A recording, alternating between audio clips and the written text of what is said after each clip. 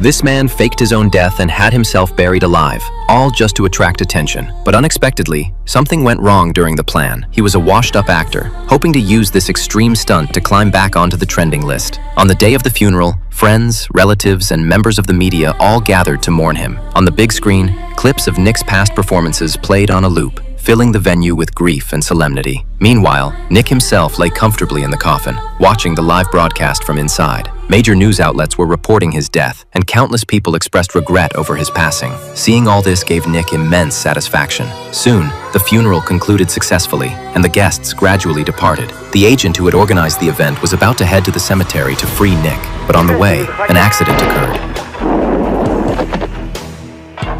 Nick instantly fell into despair because only the agent knew about his scheme. After calming down, Nick thought about calling the police, but doing so would expose his carefully staged deception. After much hesitation, he gave up the idea. He then tried reaching out to friends for help, but since he was using a new number, none of them believed his messages. Some even blocked him, thinking he was a scammer. He tried calling relatives as well, but without exception, no one believed him. Finally, he video called his assistant.